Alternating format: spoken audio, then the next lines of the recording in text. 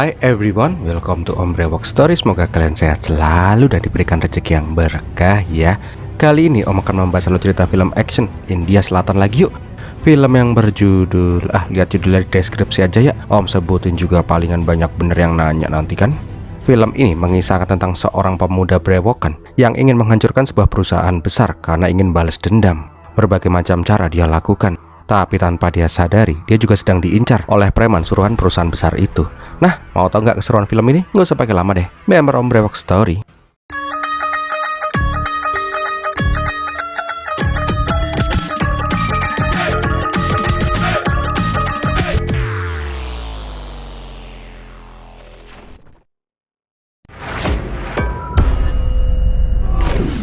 Awal kisah kita diperkenalkan dengan sebuah perusahaan raksasa India yang bernama Vajra Group. Ini perusahaan menguasai sebagian besar usaha strategis di India, salah satunya adalah bidang otomotif. Diceritakan juga bila presiden perusahaan Vajra yang bernama Vetiwari sedang mengadakan konferensi pers.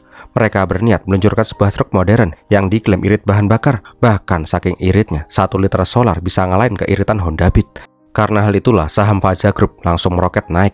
Bahkan investasi dari seluruh dunia mengalir ke Vajra Group ini. Akan tetapi kenyataan tidak seperti yang digembar-gemborkan. Aslinya sih pengembangan truk gerandong itu masih belum selesai. Dari data analisis, gas buang dari truk gerandong itu sangat bahaya dan beracun.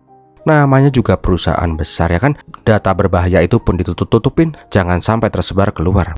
Di saat yang bersamaan, diperlihatkan kantor pusat Vajra Group di Chennai. Di sana ada manajer yang meminta anak buahnya segera mengirim email blast ke semua karyawan perusahaan. Tapi gimana ya, bapak-bapak tua ini megang komputer aja dah tremor, malah disuruh ini itu. Lah keder lah dia. Tapi pas pak manajer lagi nelpon, tiba-tiba tuh kursor komputer langsung gerak-gerak sendiri.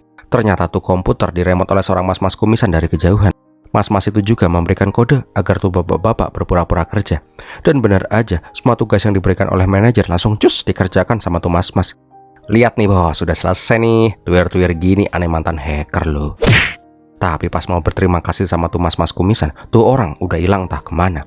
Nah, sebelum lanjut, kita flashback ke 8 tahun yang lalu dulu yuk. Di saat itu diperlihatkan sekumpulan cewek-cewek yang lagi jackpot masuk ke toilet. Tapi mereka kaget karena di sana ada cowok-cowok. Bangkainya, mereka itu salah toilet cok. Bukannya pergi, cewek-cewek itu malah pada marah-marah dan bilang ke cowok-cowok kalau mereka itu nggak peka. Karena sadar kalau cewek itu tidak akan pernah salah, Tiru pun langsung menyuruh semua cowok-cowok di sana untuk segera keluar daripada nanti dibrakot. Iyalah, udah ngalah tetep aja cewek yang bernama Matili. Kepanjangan namanya nih Matili, Tili aja ya, Kontili. Intinya sih Tili minta para cowok-cowok itu untuk jadi satpam. Jangan sampai ada orang yang masuk ke toilet sebelum mereka keluar. Keesokan paginya diperlihatkan si Tiru yang lagi menemui bibinya di sebuah kafe. Kebetulan film Indianya, Tili juga datang ke sana bareng teman-temannya. Kebetulan film Indianya lagi, bibi Tiru itu adalah sahabat emaknya si Tili. Melihat bibi, Tili pun langsung kelimpungan lah karena dia takut ketahuan bahwa cowok sama bibinya si Tiru ini. Melihat Tili yang kelimpungan, Tiru pun langsung peka dan menyuruh bibinya untuk duduk di tempat yang gak bisa melihat si Tili. Tapi kocaknya ini cewek malah nabrak mas-mas pelayan. Ya langsung ketahuan lah. Tili, gimana kabar nduk? Makmu gimana kabar? Sehat? Ya udah deh, kepalang basah. Bibi pun memperkenalkan Tiru ke Tili. Bibi juga bilang kalau Tili itu adalah anak yang sopan, nggak neko-neko, baik, rajin menabung, pokoknya perfect lah.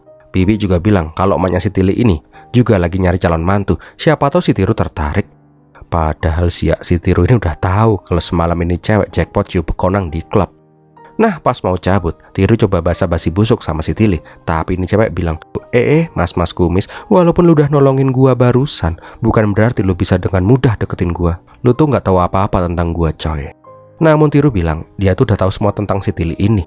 Tili itu orangnya mandiri, terorganisir, suka ceplas-ceplos. Kalau udah punya kekarapan harus tercapai, dan lain-lain. Di sini Tili pun hanya bisa terdiam. Setelah itu Tili pun curhat sama sahabatnya si Yayu. Kalau tadi itu dia ketemu sama mas-mas yang soyes, yang kayaknya peramal. Ya secara apa yang dia bilang sama tuh mas-mas itu emang benar apa adanya. Karena penasaran sama si Tiru, Tili pun mencoba menemui si Tiru yang lagi jadi pelatih bola. Di sini Tili pun bilang, lu bututin gua ya? Kok lu bisa tahu benar semua tentang gua? Nah di kafe, Tiru pun bilang kalau dia itu kayaknya reinkarnasi dari detektif Conan. Dia itu bisa mengetahui kebiasaan, latar belakang, sifat cewek cuman dari tas yang dia bawa. Contohnya si Tili binti Intili ini punya tas yang gede, berarti dia itu suka membawa barang yang banyak. Make up, HP, powerbank, softtek, kenangan mantan, semuanya dibawa. Itu artinya si Tili sangat terorganisir dan mandiri. Tiru juga menjelaskan sifat dan kepribadian cewek-cewek di kafe itu satu persatu. Karena semua tebakan si Tiru itu benar, si Tili cuma bisa kagum sambil nenggak kopi. Nah, pas si Tili mau pulang, tiba-tiba si Tili kembali bilang, kamu jangan salah paham loh ya. Aku itu cuma mau mastiin aja, kenapa omonganmu tuh benar. Bukan berarti kamu bisa deketin aku loh ya. Ya, iya bu, aku tahu kok. Halah mbak, ngarep mah bilang aja, nggak usah gengsi-gengsian. Si Tiru di gondol gawok baru tahu rasa lu. Namun setelah 2 hari itu, dua sejoli yang aslinya saling ngebet ini pun gak bisa menyembunyikan rasa kangen mereka. Sampai suatu hari, si Tili kembali curhat sama sohibnya si Yayu. Yayu nanyain, kenapa si Tili ini gak jadian aja sama si Tiru daripada dijodohin terus sama orang tuanya. Tili bilang kalau dia tuh gak mau melukai perasaannya si Tiru, karena impiannya adalah menjadi seorang dokter di pelosok negeri demi bisa menyelamatkan nyawa-nyawa orang-orang miskin. Tili gak mau kalau impiannya itu gagal karena jatuh cinta sama si Tiru. Namun lain di mulut, lain di kenyataan. Si Tili-Tili ini sering ngajak jalan bareng si Tiru, pokoknya kayak pacaran, tapi HTS-an, aduh nyesek. Sampai suatu hari, si Tili ini bilang kalau dia itu mau melanjutkan kuliah kedokterannya di Amerika. Ya karena hal itu juga, Tili ingin berpamitan ke Tiru. Terima kasih untuk selalu temenin aku dan bayarin semua makananku selama ini. Tapi tiba-tiba si Tili kembali dan langsung nyosor tukeran iler. Nyap, nyap, nyap. Habis itu langsung kabur dah. Duh mbak, kece bener sih ya. Kalau emang mau ninggalin cowok tuh jangan cara gini ngapa. Si Tiru itu pasti gak bisa pulas makannya dan gak bisa kenyang tidurnya. Nah di sisi lain, si Tiru curhat sama sohibnya. Dia bilang sangat mencintai si Tili, tapi karena suatu alasan dia gak bisa dekat dengan si Tili, karena Tili bisa dalam bahaya kalau mereka bersama. Dan benar aja, sebelum Tili pergi ke Amerika, Tiru mengirim voice note yang intinya dia sudah meninggalkan Chennai. Tiru berpesan agar si Tili bisa bahagia kelak. Setelah itu, Tiru pun menghilang dan tidak pernah lagi kelihatan batang hidungnya. Kita kembali lagi ke masa kini. Diperlihatkan bila salah satu komisaris Fajra Group menelpon Tiwari. Ternyata India sedang heboh karena informasi tentang emisi beracun dari truk Grandong bocor ke publik. Karena bocornya berita itu, saham Fajra Group langsung terjun bebas dan banyak investor yang menarik kerjasama dengan mereka. Di saat yang bersamaan diperlihatkan sebuah seminar di markas Biro Intelijen India. Kumar yang memberikan materi menjelaskan tentang sindikat pembobol rahasia perusahaan. Tujuan sindikat itu adalah mencari-cari boroknya perusahaan besar. Setelah mereka menemukan semua borok perusahaan itu, mereka akan memeras perusahaan itu. Kalau enggak, rahasia perusahaan akan disebar. Di sana para komisaris perusahaan kelihatan mumet. Lah gimana informasi super rahasia itu kok bisa bocor ke publik ya? Ternyata ini bukan pertama kalinya informasi rahasia perusahaan bocor.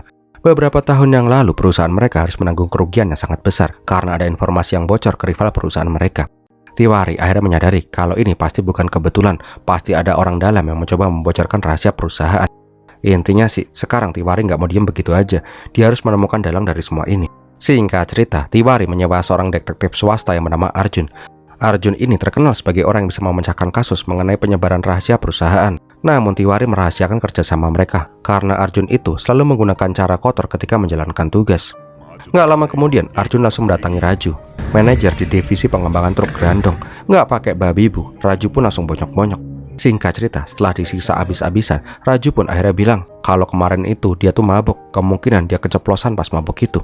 Dari informasi Raju itu, akhirnya timnya si Arjun bisa menyisir ke petunjuk-petunjuk dan orang-orang yang diduga melakukan pengkhianatan. Dan begitu terus sampai si Arjun menemukan apa yang dia cari. Tapi setelah 6 orang petinggi perusahaan yang babak belur dan mate, Arjun pun masih belum bisa menemukan dalang dari semua ini. Dan sampailah di orang yang ketujuh yang bernama Keshan. Dia sih nggak disiksa, tapi dia diancam keluarganya akan dijadiin orak-arik. Karena takut, Keshan pun bilang kalau dia tuh nggak tahu siapa yang membayarnya untuk membocorkan rahasia perusahaan. Karena dia hanya menaruh flash disk itu di kursi kereta api. Abis itu dia turun deh. Karena masih aja buntet, Arjun bilang kalau anak Keshan lagi terpantau pacaran di kafe. Ya udah deh, karena tertekan, Keshan pun mengingat sesuatu. Kalau pas kemarin dia nganterin flash disk, dia melihat ada salah satu petinggi perusahaan Fajra Group yang bernama Jaya Prakas. Kita panggil JP aja ya. Beberapa hari kemudian, Arjun datang ke mejanya Tiwari untuk laporan. Arjun bilang kalau dari 7 orang yang sudah dia siksa, mereka semua nggak tahu menahu soal siapa yang membayar mereka. Orang yang membayar mereka sangat cerdas, karena tuh orang menyasar orang yang sudah lama bekerja, tapi jabatan dan gajinya masih kecil, sehingga mereka tergiur jadi pengkhianat. Tinggal 1 orang lagi nih yang mencurigakan, si JP. Arjun bilang kalau dia tuh udah membuntuti si JP selama 10 hari ini, menyadap komputer dan HP-nya. Nggak lupa mengawasi rumahnya juga. Tapi JP ini terlihat sama sekali tidak melakukan kontak yang mencurigakan. Tapi Arjun yakin kalau orang ini adalah penyebar rahasia truk Grandong. Di lain tempat diperlihatkan bila si Tiru sedang mentransfer sejumlah uang ke sebuah rekening. Kayaknya sih itu rekeningnya si JP. Nah, di tempatnya si Arjun, timnya mendapatkan kalau si JP mendapatkan sebuah email yang mengajak ketemuan di sebuah stasiun. Wah, ini mah fix nih, yang menyuruh si JP itu si Tiru. Nggak pakai lama, Arjun laporan ke Tiwari kalau timnya sudah membuntuti si JP. Kalau ada yang menemui si JP, akan langsung ditangkap. Keesokan harinya, si JP sampai di sebuah stasiun di luar kota. Jelas, semua anak buahnya si Arjun udah standby ngikutin si JP. Bahkan CCTV stasiun juga berhasil disadap. Nggak lama kemudian, si JP masuk ke sebuah toilet dan meninggalkan sebuah koran di atas sana. Arjun jelas saja menyuruh anak buahnya untuk siap siaga. Siapa aja yang mengambil tuh koran, pasti dia yang menyuruh si JP. Tapi udah ditunggu lama bener, nggak ada tuh yang mengambil tuh bungkusan. Ujuk-ujuk diperlihatkan mas-mas berewokan yang kayaknya mencurigakan. Siapakah dia? So, kita flashback dulu ke 24 jam yang lalu. Seperti yang kita lihat sebelumnya, JP mendapatkan email ketemuan. Tapi yang emailan itu bukannya si Tiru, tapi mas-mas yang bernama Kartik. Setelah itu, Sen diperlihatkan sebuah kursus bahasa Korea di Chennai. Taehyung Jimin, Taehyung, Taehyung Jungkook, Taehyung, Ram Taehyung, Taehyung, Suga Taehyung, Taehyung, Hyungjin, Taehyung, Taehyung, Taehyung. Ternyata Kartik menemui istrinya yang bernama Sema. Sema yang sedang mengandung bilang, apakah Kartik harus melakukan semua ini? Nggak bisa ya mereka itu hidup tenang dan jadi orang tua yang normal. Tapi Kartik bilang, ini misi terakhirnya. Kalau misi ini selesai, maka mereka bisa hidup dengan tenang. Keesokan harinya, Kartik dan Sema pun sampai di stasiun. Sebelum pergi, Kartik bilang ke Sema, kalau dalam waktu 2 jam dia nggak balik, langsung tinggalin dia aja dan pergi ke tempat yang jauh. Nah, pas di depan toilet, Kartik nggak jadi masuk ke dalam dan malah langsung bablas. Di saat yang bersamaan, diperlihatkan JP yang beli gemblong sama anak penjual gorengan. Tapi setelah JP membayar, tuh anak malah langsung kabur. Jelas anak buahnya si Arjun langsung mengejar tuh bocah lah. Tapi nggak cuman itu, pas JP beli teh di warung, JP seperti memberikan uang dan membisikkan sesuatu ke Pak De. Dan tuh Pak De pun langsung pergi. Karena merasa bingung ke siapakah JP memberikan informasinya, Arjun pun menyadari kalau JP menggunakan headset. Dan akhirnya Arjun pun tahu JP itu sedang membuat mereka bingung. Karena hal itulah Arjun menyuruh anak buahnya untuk mengikuti si JP aja. Tapi pas mau mengikuti, anak buahnya si Arjun disikat sampai mencelat. Melihat itu, ya udah deh, Arjun pun langsung ikutan join mabar. Tapi sialnya si JP udah berhasil kabur duluan. Nah, dari screening CCTV, Sonia menyadari kalau ada orang yang menabrak si JP. Dan diduga kuat orang itu adalah orang yang bertransaksi dengan si JP. Sialnya tuh kualitas videonya receh, jadi wajahnya si Kartik nggak kelihatan jelas. Nah, nggak lama kemudian, Arjun menemukan bocah penjual gemblong. Kenapa dia kabur? Karena pas dibayar sama si JP, ada cincin yang ikut. Sedangkan Pak De yang tadi dikasih uang 1.000 rupiah sama si JP dan cuma disuruh untuk pergi dari sana. Sialnya lagi, anak buahnya si Arjun yang babak belur nggak melihat siapa yang gebukin mereka. Tapi pas ditelaah lagi, Arjun menyadari kalau pelakunya ada 2 orang. Dari jam kejadian, Kartik menemui si JP dan anak buahnya kelimpangan di tangga stasiun. Jeng, orang keduanya itu adalah si Tiru, coy. Udah ketebak ya? Emang sih. Jadi emang si Tiru lah yang gebukin anak buahnya si Arjun. Dia juga lah yang berkomunikasi dengan si JP dan yang mengarahkan si Kartik. Di tempat lain diperlihatkan bila si Kartik berhasil sampai rumah dengan selamat. Di sini Tiru pun menyadari bila Fajra telah mengetahui kalau rahasia mereka bocor dan menyewa tim untuk memburu mereka. Dan yang lebih mengejutkannya lagi, ternyata si Tiru itu juga bekerja sama dengan si Kumar dari Biro Investigasi India. Nah, setelah itu Kartik pun mulai ketakutan. Dia terus bertanya kepada si Tiru, bagaimana rencana selanjutnya. Tiru aslinya sih juga nggak tahu. Kalau sesuai rencana sih ya, si JP sekarang seharusnya sudah pergi ke Jerman dan menghilang. Asalkan JP nggak ketangkap, insya Allah mereka nggak bakalan ketangkap juga. Tapi sialnya, JP malah udah ketangkap sama si Arjun.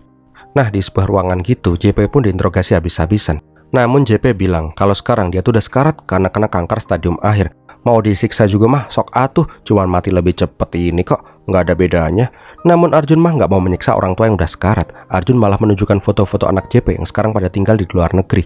Nggak cuman itu, Arjun juga menunjukkan video penyiksaan anak dari Keshan yang sebelumnya. Melihat itu, JP jelas saja jadi ketakutan. Alah kecengkang, hati-hati toh Pak D. Karena itu, akhirnya si JP pun bercerita, dia itu sama sekali tidak mengenal siapa yang mengontak dirinya. JP juga tidak butuh-butuh amat uang yang ditawarkan. JP pun bercerita, bila pabrik otomotif Fajra Group didirikan saat ini, beberapa tahun yang lalu merupakan pabrik peleburan logam yang dimiliki oleh BUMN. Tapi karena terus merugi, tuh pabrik dilelang. Dan yang memenangkan lelang adalah perusahaan Fajra. Anehnya harga lelang itu sangat murah, bahkan bisa dibilang nggak ngotak. Ternyata Fajra Group itu tidak membeli tuh pabrik, melainkan membeli partai politik yang sedang berkuasa. Karena hal itulah, segala sesuatu yang berhubungan dengan Fajra Group bisa lancar jaya. Dari penutupan pabrik itu, terjadi efek domino. Mulai dari 10.000 karyawan yang harus jadi pengangguran gara-gara tuh pabrik ditutup. Terus pabrik-pabrik yang selama ini mengambil pasokan logam dari itu pabrik mulai pada bergelimpangan karena tidak bisa membeli bahan baku, sehingga semakin banyak orang yang kena PHK. Nggak cuman itu, gara-gara efek domino itu, banyak usaha kecil seperti kos-kosan, warung makan, dan lain-lain mengalami kebangkrutan. Pokoknya banyak orang yang menderita gara-gara Fajra Group. Karena hal itulah JP merasa dendam, karena keserakahan perusahaan banyak orang yang kesusahan. Sedangkan pemerintah tidak bisa berbuat banyak karena mereka telah dibeli oleh Fajra Group. Itulah kenapa JP ingin Fajra Group hancur. Mendengar itu, si Arjun pun cuma bisa ketawa sinis. Yaelah pak, hari gini masih aja idealis. Nah sekali lagi Arjun nanyain ke siapa JP memberikan informasi itu. Karena diancam anaknya akan disakiti, JP pun bilang dia pernah mendengar seorang ngomong pakai bahasa Korea pas dia berbicara dengan kontaknya. Kayaknya sih kayak di sebuah kelas gitu deh. Dari informasi itu, Arjun menyuruh anak buahnya untuk melacak semua kelas bahasa Korea di Chennai. Sedangkan si JP dibunuh dan mayatnya dihilangkan. Di tempat lain diperlihatkan Matili yang sekarang udah mewujudkan impiannya jadi dokter untuk kaum miskin. Namun di sela-sela kesibukannya itu, kita dibawa flashback ke 8 tahun yang lalu, kenangan dirinya dengan si Tiru. Dia itu keinget-inget kenangan pas dia lagi masak sama si Tiru. Di saat Tiru ngos-ngosan pas melihat keringat dirinya yang meluncur deras ke belahan apam kembarnya. Abis itu, ewek-ewek tralala deh. 4 tahun yang lalu, diperlihatkan bila si Tili masih aja belum bisa melupakan si Tiru, walaupun semenjak perpisahan mereka, Tili tidak pernah bertemu lagi dengan si Tiru. Berkali-kali keluarganya menjodohkan si Tili dengan cowok-cowok tajir dan keren, tapi tetap aja selalu ditolak-tolak mulu sama si Tili. Di masa sekarang, Tili masih aja menunggu si Tiru yang gak jelas batang hidungnya. Ya udah deh gitu aja, Om cuma mau ceritain itu aja sih, biar bridgingnya bagus ke scene selanjutnya. Nah di markas timnya si Arjun, mereka berhasil dengan mudah menemukan les-lesan Korea yang dicurigai sebagai tempat yang dibicarakan oleh si JP. Mereka juga menemukan footage orang yang mirip dengan orang yang di stasiun. Di lain tempat, si Kartik malah membelikan sebuah cincin untuk si Sema. Tapi pas keluar toko, Kartik ditelepon oleh si Tiru yang menyuruhnya untuk segera pulang karena kayaknya mereka udah ketahuan karena si JP entah hilang kemana. Tapi semua telah terlambat. Arjun dan timnya ternyata sudah memantau si Kartik. Singkat cerita, Kartik pun terkepung di sebuah gang. Merasa nggak bisa melawan preman-preman yang badannya kayak kulkas 2 pintu, Kartik pun langsung menelpon si Tiru. Dia pun berpesan untuk penjaga Sema dan anaknya. Habis itu gelut deh. Tapi ini mas-mas gak cuma serem tampang doang, dia juga jago gelut coy. Lah baru dipuji dah koleng. Setelah digebukin rame-rame, Kartik mengeluarkan pisau saku dan langsung membelah lehernya sendiri. Tewas deh. Malam harinya Tiru menceritakan tentang kematian si Kartik. Sema yang belum percaya ingin melihat dengan mata kepalanya sendiri mayat dari suaminya. Tapi Tiru tidak bisa melakukan itu karena dia tahu jasad Kartik pasti akan dijadikan umpan. Kalau mereka mencoba mengambil jenazah Kartik, pasti mereka akan segera ditangkap. Nah, di markas, timnya si Arjun menemukan fakta baru. Ternyata si Kartik itu memalsukan semua biodatanya. Ya, jadi orang ini nggak bisa dilacak deh. Karena nggak punya petunjuk lain, Arjun pun menyuruh anak buahnya mencari tahu kenapa ini mas-mas muka serem sering datang ke kelas bahasa Korea. Nggak pantas banget sih dia belajar bahasa Korea. Nggak lama kemudian, Sema mendapat telepon dari temannya. Temannya bilang kalau ada mas-mas yang serem yang nanyain Kartik mulu. Sialnya, les-lesan itu memberikan alamatnya si Sema. Mendengar itu, Tiru pun langsung menyuruh si Sema untuk bersembunyi. Habis itu, dia pun langsung cus dengan terburu-buru. Yah sial, malah kekunci. Tendang dong mas, perlihatkan ke nggak ngotakan film India. Lah, malah cari jalan lain. Nggak seru ih. Singkat cerita, setelah manjat-manjat atap orang, Tiru pun malah deprok di sebelah kandang lovebird. Ternyata si Tiru itu ingin melihat siapakah yang mengincar dirinya. Oh alah, ternyata si Sema juga ngisi alamat rumahnya pakai alamat fiktif. Jadi Arjun and the gang nggak bisa menemukan si Sema. Nggak lama kemudian, Tiru menunjukkan foto orang yang memburunya ke Kumar. Tapi setelah melihat foto itu, Kumar langsung menyuruh si Tiru untuk segera kabur ke ujung dunia kalau perlu. Kumar bilang kalau orang yang mengejar Tiru itu adalah Arjun, mantan pasukan khusus India yang sekarang menjadi biro detektif swasta. Dari track recordnya, sudah puluhan perusahaan besar yang menggunakan jasanya. Dan rata-rata orang yang bermasalah dengan mereka pasti babak belur atau mati. Nggak cuma itu, Arjun ini terkenal nggak segan-segan menyakiti keluarga orang yang jadi targetnya. Pokoknya dia menghalalkan segala cara sampai mangsanya tertangkap. Karena buntut nggak menemukan petunjuk lain, Arjun pun menyuruh anak buahnya untuk mengecek mayatnya si Kartik. Nah, dari mayat Kartik itulah, Arjun menemukan petunjuk baru, yaitu luka bekas operasi di bahunya. Dari plat platina yang tertanam di tubuhnya si Kartik itu, timnya si Arjun berhasil menemukan kode rumah sakit di mana dia dioperasi dulu. Ya, udah deh, biodata Kartik pun terungkap. Kartik itu ternyata cuma nama samaran, nama aslinya adalah Gandhi. Bahkan pernikahan dengan Sema juga terkuak. Nggak cuman itu, saksi di pernikahannya juga ketahuan, yaitu si Tiru. Gandhi dan Tiru itu merupakan sahabat kental pas kuliah. Tapi pas mereka berdua masuk ke perusahaan Vajra, mereka seolah-olah nggak kenal. Singkat cerita, Arjun dan anak buahnya pun sampai di rumahnya si Tiru. Tapi mereka terlambat, Tiru dan Sema sudah hilang entah kemana. Sialnya si Arjun menelusuri silsilah keluarganya si Tiru, dan ditemukanlah nama Bibi Bharati yang menjadi wali hukum semua dokumen-dokumennya si Tiru. Singkat cerita, Bibi Bharati pun ditelepon oleh si Tiru. Dia bilang agar Bibi segera pergi dan menghilang karena dirinya sudah ketahuan. Sialnya, semua telah terlambat. Di saat itu, anak buahnya si Arjun sudah datang ke rumahnya si Bibi. Nah, nggak lama kemudian mereka pun menemukan Bibi. Tapi Bibi sudah entet bundir. HP dan laptopnya juga sudah terbakar hangus. Nah, karena ini film demen banget flashback, so kita flashback beberapa menit sebelumnya yuk. Ternyata sebelum Bibi entet, Bibi menelpon si Tiru dan dia pun bilang kalau dia itu sudah tidak bisa kabur. Bibi berharap kematiannya bisa menyelamatkan Tiru. Bibi juga meminta si Tiru untuk hidup bebas mulai sekarang, lupakan dendam mereka ke Vajra karena perusahaan itu terlalu kuat.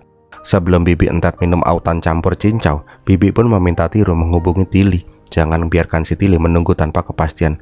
Habis itu entet deh. Karena dapat wasiat dari bibinya itu, akhirnya Tiru pun menelpon si Tili setelah 8 tahun. Tili jelas saja syok. Pangeran Tampan Rupawannya akhirnya menghubungi dirinya. Nah, di sini Tiru nggak bisa lama-lama ngomongnya. Dia pun menjelaskan kenapa dia menghilang dan siapakah sebenarnya dirinya. Ternyata 20 tahun yang lalu, Tiru yang yatim piatu diangkat anak oleh Bibi Bharati. Nah, di rumah ternyata Bibi juga mengadopsi Gandhi dan satu orang lagi anak yang nantinya bakalan terkuak siapakah dia. Semenjak saat itu, mereka berempat pun memiliki tujuan yang sama, yaitu balas dendam ke perusahaan Vajra. Kenapa mereka ingin balas dendam? Ini juga nanti ya om ceritanya. Sabar. Nah, karena sekarang situasi udah benar-benar kacau, Tiru ingin berpamitan selamanya dari kehidupan si Tili dan meminta si Tili mencari cowok lain. Kalau nggak, Tili bisa jadi perawan tua selamanya. Kasihan wawoknya ya, nanti jadi sarang laba-laba. Mendengar itu, Tili nggak mau kehilangan Tiru lagi. Dia malah berniat ikut si Tiru. Tapi belum juga 5 menit, Tili kembali menelpon si Tiru. Dia aslinya sih pengen banget ikut si Tiru, tapi dia sadar kalau dia itu punya tanggungan pasien-pasien miskinnya. Karena hal itulah Tili pun mengikhlaskan kepergiannya si Tiru. Keesokan harinya, Tili kembali bilang dia pengen ketemu sama si Tiru.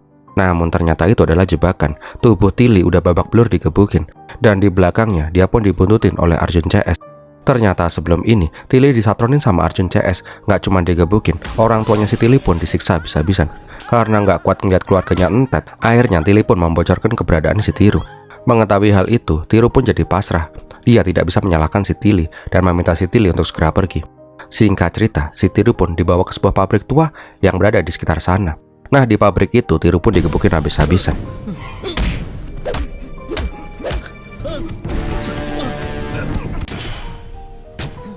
Tapi pas anak buahnya si Arjun lengah, Tiru pun berhasil kabur dan membunuh beberapa anak buahnya si Arjun.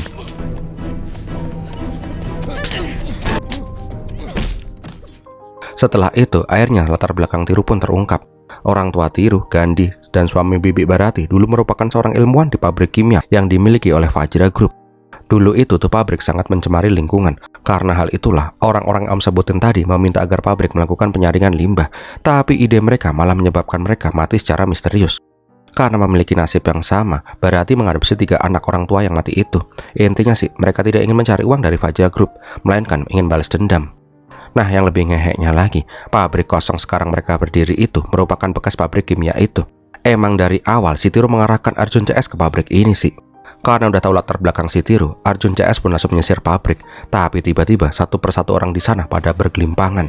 Ternyata mereka menghirup gas beracun yang dibuka oleh si Tiru. Jelas aja semua orang pun langsung nyari masker gas dong. Di saat panik itulah Tiru membunuh satu persatu anak buahnya si Arjun.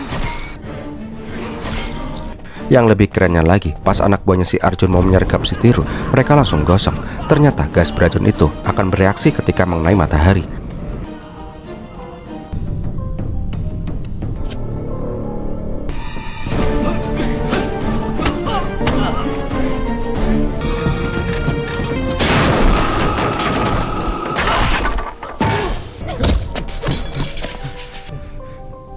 Singkat ceritanya lagi, satu persatu anak buahnya si Arjun pun dibunuhin sama si Tiru.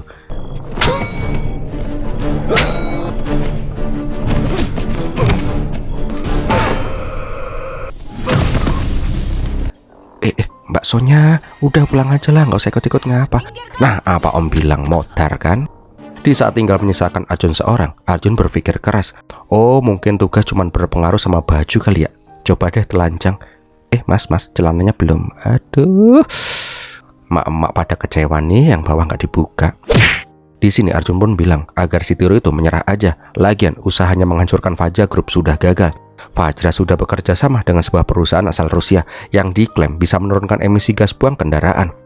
Tapi di sini Tiru cuma nyengir. Kalau yang diangkat anak sama Bharati itu bukan hanya 2 orang, melainkan 3 orang. 1 orang lagi bernama Val Morgan yang bekerja sebagai manajer perusahaan Rusia itu. Dan tahu nggak sih, tuh perusahaan merupakan perusahaan mafia Rusia. Lihat aja, sebentar lagi pasti Fajra Group akan bangkrut karena publik pasti akan tahu kalau si Fajra itu bekerja sama dengan mafia Rusia. Singkat cerita, walaupun badannya penuh koreng kebakar, Arjun pun berhasil menemukan si Tiru. Tapi di sana Tiru udah lempe-lempe lemes karena kurang darah. Ya udah deh, si Tiru pun digebukin habis-habisan. Namun di saat udah sakratul maut, Tiru langsung mengeluarkan ultinya, sehingga Arjun pun langsung kolong. Lah kok masih berdiri tegak? Tumbang dong, tumbang. Nah gitu dong, nurut sama om. Singkat cerita, Arjun pun mokat di pelintir lehernya sama si Tiru. Dan beberapa hari kemudian, akhirnya berita tentang Fajra Group yang memiliki hubungan dengan mafia Rusia muncul ke publik. Karena hal itulah, aset-aset penting Fajra Group disita oleh negara. Fethi Fahri juga diceritakan kena serangan jantung dan mokat di rumah sakit. Dan filmnya pun berakhir. Bentar, ada nyempil dikit. 6 bulan kemudian, diperlihatkan bila rumah sakit miskin yang dibina oleh si Tili mendapat sumbangan 10 juta rupiah dari orang yang tidak dikenal. Nggak cuman itu, Tili juga mendapat kiriman sebuah cincin berlian. Ya, dari siapa lagi kalau bukan si Tiru deh. Tamat. Wow, gimana film ini sob? Semoga menghibur ya. Kalau kalian suka silahkan like, comment, dan share. Jangan lupa yang belum subscribe dong. Terima kasih juga yang udah memberikan super thanks. Dan terima kasih juga yang sudah menonton sampai di detik ini. Om Rewoks pamit dulu dan biar milatihin.